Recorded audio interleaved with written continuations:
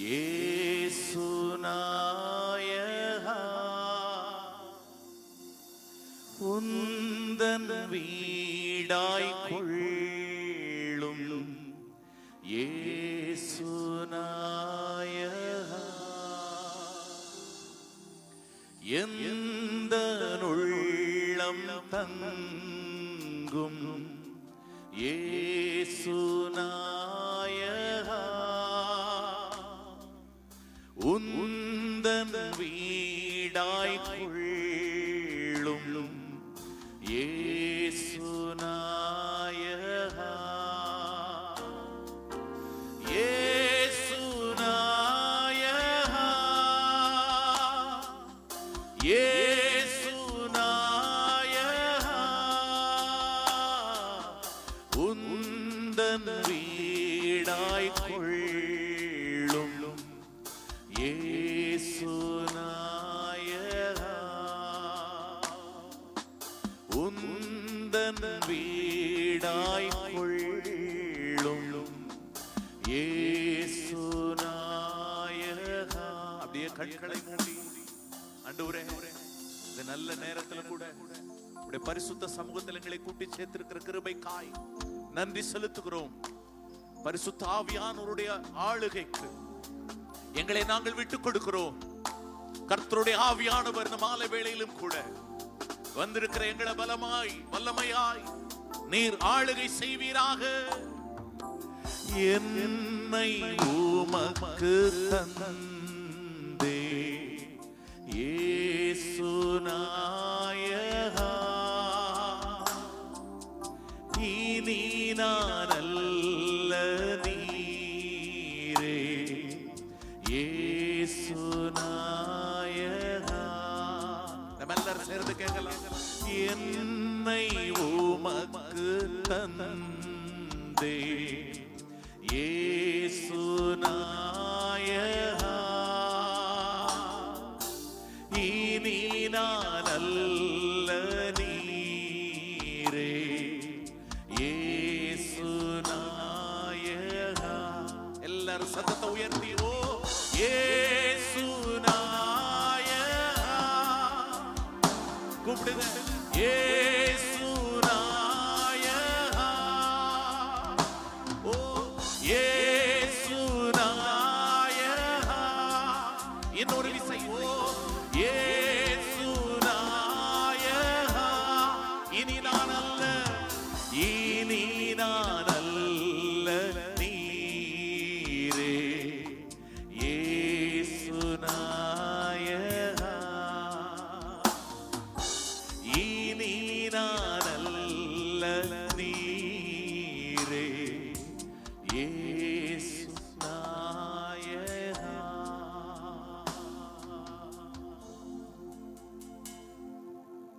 பரிசுத்த ஆவியானவர் இந்த இடத்தை நீர் ஆளுகை செய்வீராக, இந்த நேரத்தை நீர் ஆளுகை செய்வீராக.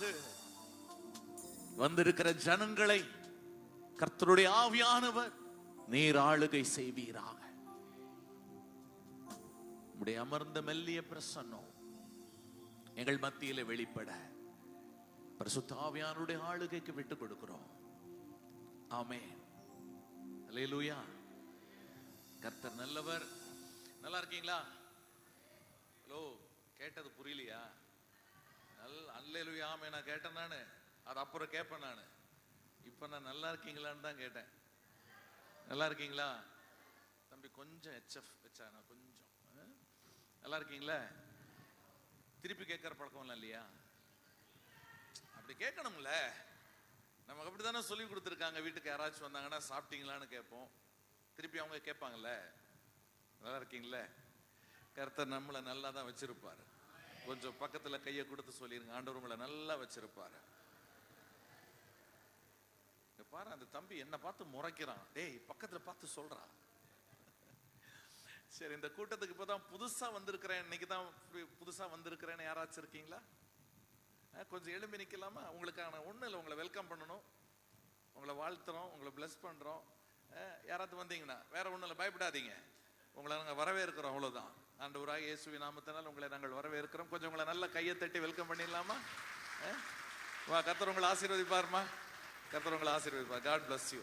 ஒரு நிமிஷம் உங்களுக்காக ஜெபம் பண்ணிடலாமா? நல்ல ஆண்டவரே, முறையா இந்த கூட்டத்துக்கு வந்திருக்கிற எங்கள் பிள்ளைகளை நாங்கள் மனதார வாழ்த்தி நாங்கள் ஆசீர்வதிக்கிறோம். அவங்க வாழ்க்கையில என்ன தேவை வந்தாங்கன்னு எங்களுக்கு தெரியாது, என்ன சூழ்நிலையில இருக்கிறாங்கன்னு எங்களுக்கு தெரியாது. ஆனா அவங்களை தேடி வந்திருக்கிறாங்க. அவங்களுக்கு நீ நன்மை செஞ்சிருங்கன்னு நாங்க கேட்கிறோம். ஆண்டவரே, இந்த இடத்துக்கு இன்னைக்கு இந்த நேரத்துல வந்தது நல்லதுன்னு அவங்களே பார்க்கிற அளவுக்கு, அவங்க சொந்த கண்ணால் அவங்க பார்க்கிற அளவுக்கு அவங்க வாழ்க்கையில நீங்க அற்புதம் செய்யுங்கன்னு நாங்க கேட்கிறோம். அவங்க வாழ்க்கையில என்ன சூழ்நிலைகள் மாறணுமோ அதை மாத்திருங்கன்னு நாங்க கேட்கிறோம். உங்க கரம் தாங்கட்டும், நடத்தட்டும், இயேசுவின் நாமத்தில் பிதாவே, ஆமென். இன்னொரு கரங்களை தட்டி அவங்கள வரவேற்கலாம். God bless you. God bless you. God bless you. உட்காருங்க ப்ளீஸ். உங்கள் முன்பாக நின்று ஊழியம் செய்ய ஆண்டவர் எனக்கு தந்த பெரிய ஸ்லாக்கியத்திற்காய் நான் ஆண்டவருக்கு நன்றி செலுத்துகிறேன். உங்களை பார்க்கறதுல ரொம்ப சந்தோஷம். மீண்டுமாய் என்னை அழைத்த சகோதரர்களுக்கு நான் நன்றி சொல்லுகிறேன். தயேசு ரட்சிக்கிறார் சுவிசேஷ குழுவுக்காக நான் ஆண்டவருக்கு நன்றி சொல்லுகிறேன்.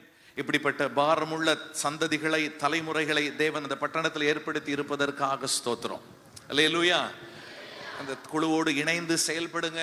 கர்த்தர் உங்களை நிச்சயமாகவே அவருடைய உன்னத திட்டத்தில் வைத்து உங்க வாழ்க்கையில எந்த நேரத்தில் எதை செய்யணுமோ அதை அப்படியே செய்வார். அல்லேலூயா.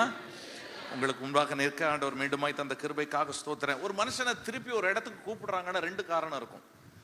ஏற்கனவே ஒரு முறை வந்தேன், 2வது முறையும் கூப்பிட்டுருக்காங்கன்னா 2 காரணத்தினால கூப்பிடலாம்.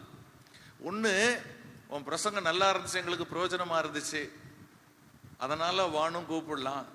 இன்னொன்று, முதல்ல உனக்கு ஒரு வாய்ப்பு கொடுத்தோம், ஒன்றும் மண்டையில் ஏறல, உனக்கு இன்னொரு சான்ஸ் நாங்கள் தந்து பார்க்குறோம், இப்போவாச்சும் எங்களுக்கு புரிகிற மாதிரி சொல்றியா பார்க்கலாம் அப்படின்னு கூட கூப்பிடலாம். என்ன ரீகன்? ஓகே, சரி சரி சொல்றாரு, பிரயோஜனமா இருந்ததுனால தான் கூப்பிட்டுக்கிறோம் அப்படின்னாரு. சரி, கர்த்தர் நல்லவர். இன்னைக்கும் வந்திருக்கிறவங்களை ஆண்டவர் வெறுமையை அனுப்பவே மாட்டார். அவரை தேடி வந்தவங்க வந்த மாதிரியே போனதா சரித்திரமே இல்லை. அவருடைய வார்த்தை நம்மை ஆசீர்வதிக்க போகிறது. அவருடைய வார்த்தை நம்மை நடத்த போகிறது. நம்ம நிறைய சூழ்நிலைகளை சந்திக்கிறோம், நிறைய போராட்டங்களை சந்திக்கிறோம், நிறைய கேள்விகளோடு இருக்கிறோம், நிறைய குழப்பங்களோடு இருக்கிறோம், நிறைய பாரங்களோடு இருக்கிறோம். ஆனால் நான் நம்புகிறேன், உங்களுடைய எல்லா சூழ்நிலைகளுக்கும் இன்றைக்கு கர்த்தருடைய வார்த்தை பதிலாய் வரப்போகிறது.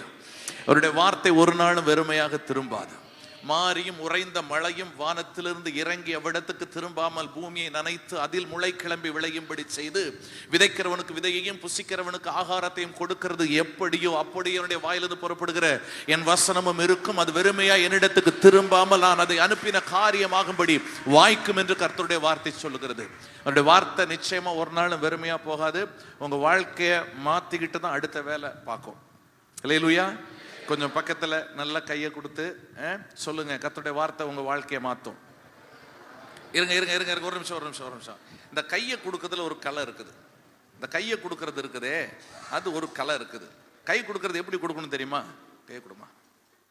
சிலர்லாம் கையை கொடுப்பாங்க, அந்த ஒரு மாதிரி ஏன்டா இவன் கேட்கறான், ஏன்டா நாம கொடுக்குறோன்ற மாதிரியே இருக்கும். இந்த மாதிரி பார்த்துருக்கீங்களா சிலர் கை கொடுக்கறது? அதாவது நம்ம கையை கொடுக்கறதே ஒரு செய்தியை மற்றவங்களுக்கு சொல்றது தான். நம்ம உடல் மொழி இருக்குதுல்ல, நம்ம பாடி லாங்குவேஜ் இருக்குதுல்ல, இதுவே ஒரு செய்தியை மற்றவங்களுக்கு சொல்றதுதான். எப்படி இருக்கீங்கன்னு உங்களை கேட்கறேன்னு வச்சுக்கோங்களேன், நீங்க பாட்டுக்கு இப்படின்னு காமிச்சிங்கன்னா என்ன அர்த்தம்? என்ன அர்த்தம்?